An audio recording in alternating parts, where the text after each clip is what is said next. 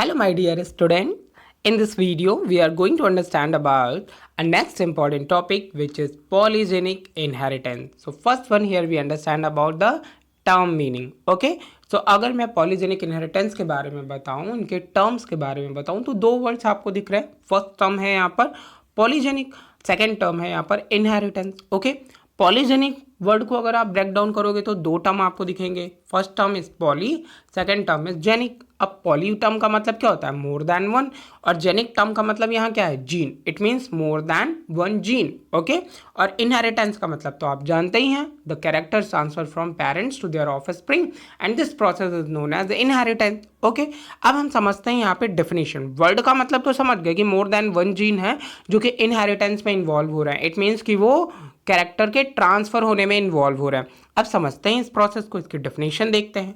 So definition यहाँ पर mention है about the polygenic inheritance is when one phenotypic character is controlled by more than one gene, it is called polygenic inheritance. It means student कि अगर एक से ज़्यादा gene किसी एक ही कैरेक्टर को कंट्रोल करने में पार्टिसिपेट कर रहे हैं, इट मीन्स कि यहाँ पर ट्रेट एक है. मान लीजिए मेरे हेयर का कलर है. अब मेरे हेयर के कलर को कंट्रोल करने के लिए एक जीन नहीं, एक से ज़्यादा जीन रिस्पॉन्सिबल हैं, तो हम ऐसी प्रोसेस को क्या बोलेंगे? पॉलीजेनिक इनहेरिटेंस बोलेंगे. क्यों ऐसा बोल रहे हैं? क्योंकि ग्रेगर जॉन मेंडल जी ने ये बताया था कि पर्टिकुलर एक ट्रेट के लिए एक फैक्टर रिस्पॉन्सिबल होता है जिसे हम जीन बोल रहे हैं. ठीक है. लेकिन ये कॉन्सेप्ट जो पॉलीजेनिक इनहेरिटेंस है, ये भी डेविएशन है. ये ग्रेगर जॉन मेंडल के कॉन्सेप्ट को फॉलो नहीं करता, बिकॉज ऑफ यहाँ पर बहुत सारे मतलब मोर देन वन जीन जो है वो जो भी ट्रेट हैं, कैरेक्टर्स हैं या फिनोटाइपिक फीचर्स हैं, उनको कंट्रोल कर रहे हैं. तो ऐसी प्रोसेस को हम क्या बोलते हैं? पॉलीजेनिक इनहेरिटेंस बोलते हैं. देन उसके बाद इससे रिलेटेड, इस प्रोसेस से रिलेटेड इनके फादर बोले जाते हैं जिन्हें हम बोलते हैं कोलरेंटर. So he is known as father of the polygenic inheritance. Next one student, with the help of a blank slide I understand about to you about the polygenic inheritance. Okay. So student here, ये तो आप समझ गए कि polygenic inheritance हम बोलते किसे हैं. ठीक है. मैंने डेफिनेशन आपको बता दी. अब हम इसके एग्जाम्पल को कैसे समझेंगे? अकॉर्डिंग टू एनसीईआरटी में हमारी जो एग्जाम्पल मेंशन है वो है स्किन कलर का. ठीक है. अब स्किन कलर के बारे में अगर मैं बताऊं आपको, तो इन्होंने बताया कि जो हमारे स्किन का रंग होता है उसे कंट्रोल करने के लिए आपके पास 3 जीन्स प्रेजेंट होते हैं. ठीक है.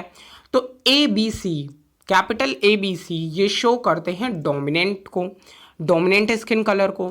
और जो हमारे पास स्मॉल a, स्मॉल b और स्मॉल c होता है, ये होता है रेसेसिव.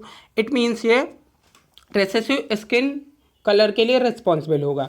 अब आपको इस प्रोसेस को मैं कैसे समझाने वाला हूँ उसे समझिए, एकदम क्लियर हो जाएगा ये कॉन्सेप्ट आपके माइंड में. ठीक है. तो ABC मैंने यहाँ पे बोला कि ये डोमिनेंट ट्रेट है, डोमिनेंट कैरेक्टर है. एंड स्मॉल ABC ये क्या है? रिसेसिव कैरेक्टर है. ठीक है. अब आप जानते हो हमारे स्किन के कलर को कंट्रोल करने के लिए हमारी बॉडी में पिगमेंट प्रेजेंट होते हैं, जिसकी वजह से हमारे स्किन का कलर डार्क होता है या लाइट होता है. ओके. या फिर इंटरमीडिएट होता है. ठीक. अब यहाँ पर इसके लिए मैंने आपको बता ही रखा है पहले से ही कि हमारे पास प्रेजेंट है एक पिगमेंट जिसे हम क्या बोलते हैं? मिलानिन बोलते हैं. ये तो आप लोग जानते हैं कि मिलानिन हमारी बॉडी में जितना ज़्यादा प्रेजेंट होगा उतना ज़्यादा स्किन का कलर डार्क होगा, और जितना ही इनका नंबर कम होगा, मिलानिन का अमाउंट कम होगा, उतना ही हमारी स्किन का कलर कैसा होगा? लाइट होगा. सो हियर माय स्टूडेंट, अगर मैंने यहाँ पर आपसे बोला कि अगर आपके पास प्रेजेंट है कैपिटल A, कैपिटल B और capital C gene, it means कि स्किन का कलर कैसा होगा? डार्क होगा. और अगर मैंने यहाँ पर बोला कि स्मॉल A, स्मॉल B और स्मॉल C प्रेजेंट है, इट मीन्स कि यहाँ पर स्किन का कलर कैसा होगा? लाइट. क्योंकि जो हमारे पास जीन ABC होते हैं ये रिस्पॉन्सिबल होते हैं for the production of the melanin. ये मिलानिन को बहुत ज़्यादा फॉर्म करेंगे, और जब बहुत ज़्यादा मिलानिन बॉडी में फॉर्म होगी तो स्किन का कलर कैसा होगा? डार्क होगा. ठीक है. ये बात आप समझ गए होंगे कि यहाँ पर डार्क कलर हो जाएगा अगर ABC है, बिकॉज ऑफ ये मोर मेलानिन फॉर्म करेंगे। लेकिन अगर हम स्मॉल ए, स्मॉल बी, स्मॉल सी की बात करें तो ये मेलानिन पिगमेंट नहीं फॉर्म करता। ऐसे में स्किन का कलर कैसा होगा? लाइट कलर होगा।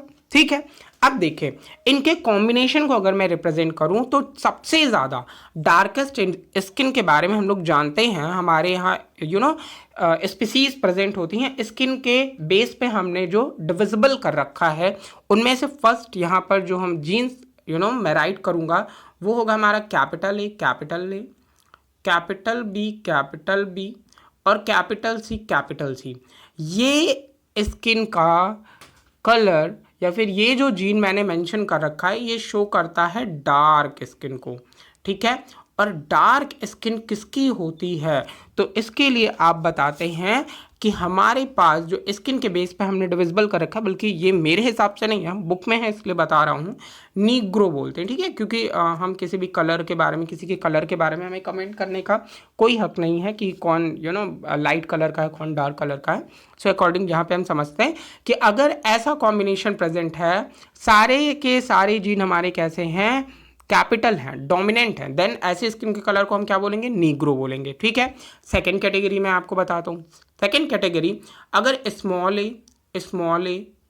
बी और स्मॉल सी प्रेजेंट है, ऐसा कॉम्बिनेशन है जीन का, तो ऐसे कलर वाले लोग कैसे होंगे? लाइट कलर वाले होंगे। ठीक है, लाइट कलर होगा और उनकी बॉडी में पिगमेंट बिल्कुल भी नहीं प्रेजेंट होगा, है ना। इवन उनके आईब्रो, हेयर कलर ये भी बहुत ज़्यादा कैसे होते हैं? लाइट कलर में ही होते हैं, लाइटली होते हैं, और इन्हें हम क्या बोलते हैं? एल्बिनो बोलते हैं। जैसे अमेरिकन्स होते हैं ना, बहुत ज़्यादा गोरे, है ना, जो हमारे यहाँ आए थे अंग्रेज़। ओके, सो उन्हें हम क्या बोलते हैं? एल्बिनो। एल्बिनो में उनको हम डिफ्रेंशिएट करते हैं। अब ये तो हो गए बहुत ज़्यादा डार्क और बहुत ज़्यादा नॉर्मल लाइट वाले। अब अगर मैं नॉर्मल के बारे में बताऊं कि हम लोग कैसे, भाई हम लोग इवन एशियंस की अगर मैं बात कर रहा हूँ या फिर मैं इवन इंडियंस की ही बात करूँ कि हमारे इंडियंस में बहुत ज़्यादा हम लोग ना तो डार्क स्किन वाले ही हैं और ना ही हम लोग बहुत ज़्यादा लाइट स्किन वाले हैं। तो हमारा कॉम्बिनेशन कैसा होगा? तो हमारा कॉम्बिनेशन कुछ ऐसा हो सकता है, मान लीजिए कैपिटल ए,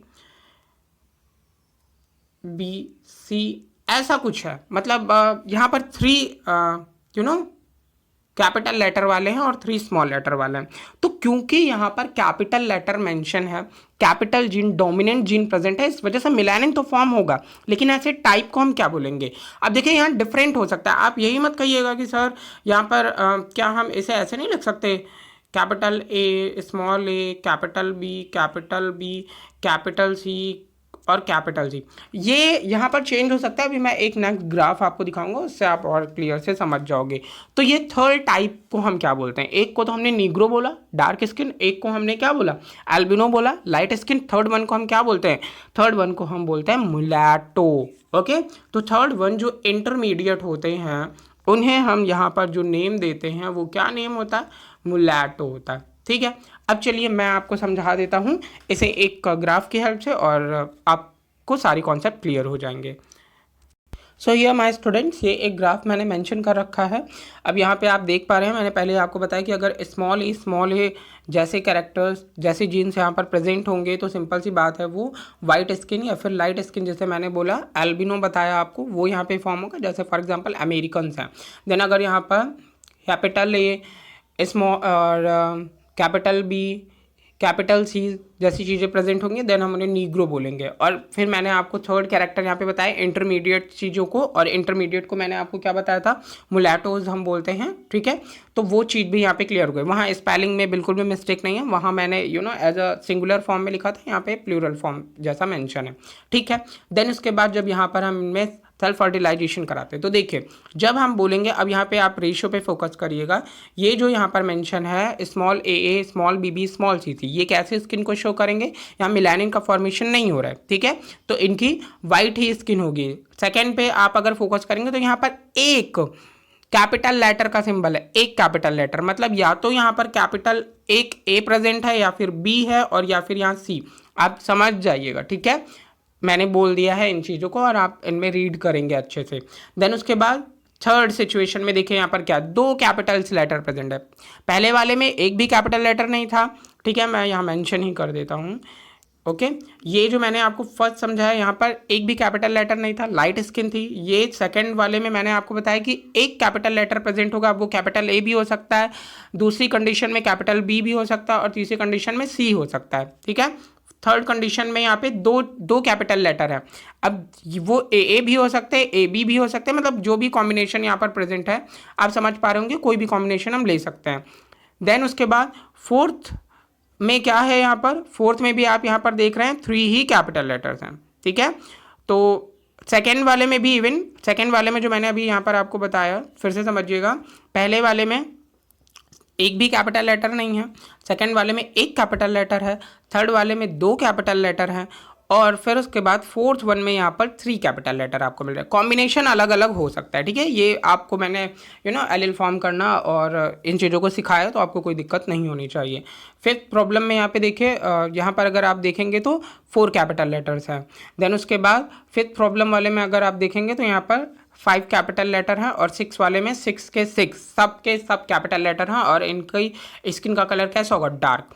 तो अब मैं आपको बता रहा हूँ कि आखिर हम लोगों की स्किन का कलर क्यों इतना डिफरेंट होता है। देखिए, जिनमें ये कॉम्बिनेशन प्रेजेंट होगा लाइट स्किन वाले होंगे, जिनमें ये कॉम्बिनेशन प्रेजेंट होगा वो डार्क स्किन वाले होंगे, और अब बाकी ये जो कॉम्बिनेशन वाले लोग हैं ये इंटरमीडिएट हैं।